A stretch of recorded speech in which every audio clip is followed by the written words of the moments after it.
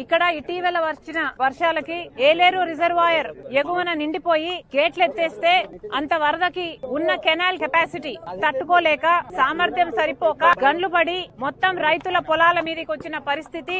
ఈ రైతులే, ఇక్కడ నా చుట్టూ ఉన్న రైతులే వందల ఎకరాలలో నష్టం జరిగింది. దీనికి కారణం ఎవరు అని ఒకసారి ఆలోచన చేస్తే మొట్టమొదటిగా ఏలేరు కెనాల్ వర్క్స్ మోడర్నైజేషన్ ఆధునీకరణ జరగకపోవడం వల్ల ఇంత ఘోర విపత్తు ఇక్కడ చూస్తున్నాం. ఇంతునిందమ్మా కాలువ మొత్తం అంతా పుడుకుపోయింది, ఇంత అయింది అని రైతులు చెప్తున్నారు. ఎక్కడికెక్కడ గన్లు పడ్డాయి. కెనాల్స్ మీద ఎవరే గాని వర్క్స్ చేయలేదు.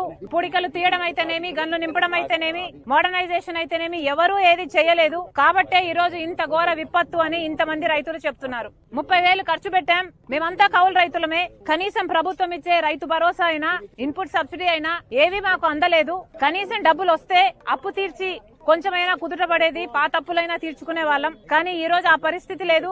మొత్తం డబ్బు పోయింది. మేమంతా కౌలు రైతులమే, నష్టపరిహారం వచ్చినా రైతుకే వస్తుంది, కౌలు రైతులకైతే ఏమీ రావటం లేదు అని వీళ్ళు వాపోతున్నారు. వీటన్నిటికీ సమాధానం చెప్పాల్సింది ప్రభుత్వమే. అసలు రాజశేఖర్ రెడ్డి గారు ముఖ్యమంత్రిగా ఉన్న రోజుల్లో ఏలేరు రిజర్వాయర్ కింద ఉన్న కెనాల్స్ ని మోడర్నైజేషన్ చేయాలి, ఆధునీకరణ చేయాలి, దానిని ఎక్స్పాండ్ చేయాలి అని రాజశేఖర్ రెడ్డి గారు దానికోసం ఫండ్స్ శాంక్షన్ చేసి శంకుస్థాపన కూడా చేశారు. రైట్ కెనాల్, లెఫ్ట్ కెనాల్ అని పనులు కూడా మొదలు పెట్టారు. కానీ దురదృష్టవశాత్తు రాజశేఖర్ రెడ్డి గారు వెళ్లిపోయిన తర్వాత వచ్చిన ప్రభుత్వాలు ఒక్కటి కూడా పట్టించుకోలేదు. మన రాష్ట్రం 10 ఏళ్ల అయింది ఏర్పడి, కనీసం రాష్ట్రం ఏర్పడ్డాకైనా ఈ చిన్న రైతుల గురించి వీళ్ళ గురించి ఆలోచన చేస్తారు అంటే 5 సంవత్సరాలు చంద్రబాబు గారు ముఖ్యమంత్రిగా ఉన్నారు. తర్వాత 5 సంవత్సరాలు జగన్మోహన్ రెడ్డి గారు ముఖ్యమంత్రిగా ఉన్నారు.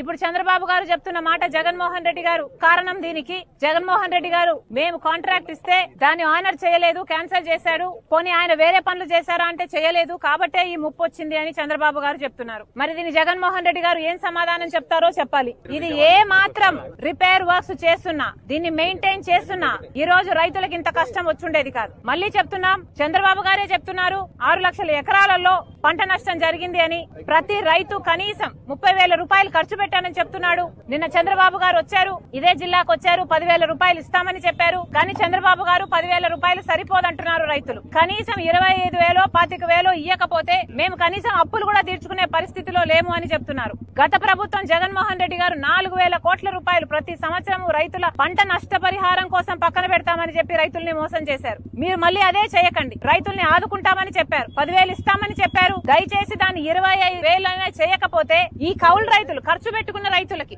ఇవ్వకపోతే వీళ్ళు కోలుకోవడం అసాధ్యం. మళ్ళీ చెప్తున్నాం, చంద్రబాబు గారికి కనీసం 6 లక్షల ఎకరాలలో పంట నష్టం అని మీరే చెప్తున్నారు. ప్రతి ఎకరాకి కనీసం 20,000, 25,000 చంద్రబాబు గారు వెంటనే కౌలు రైతుకు ఏ రైతు అయితే ఖర్చు పెట్టుకున్నాడో ఆ రైతు చేతికి ముట్టేటట్టు యంత్రాంగం చూడాలని చంద్రబాబు గారిని డిమాండ్ చేస్తుంది కాంగ్రెస్ పార్టీ. వెంటనే ఏలేరు కెనాల్ వర్క్స్ కూడా మొదలు పెట్టాలి. ఎలాగైతే బొడమేరు మీద పనులు జరగాల్సిన అవసరం ఉందో ఇట్లా ఏలేరు అయితేనేమి ఇంకా మిగతా పనులు ఎన్నో ఉన్నాయి, ఎన్నో ప్రాజెక్టులు, ఎన్నో కెనాల్ వర్క్స్, అన్నిటి మీద అవగాహన తెచ్చుకొని వెంటనే పనులు మొదలు పెట్టాలని కూడా కాంగ్రెస్ పార్టీ డిమాండ్ చేస్తుంది.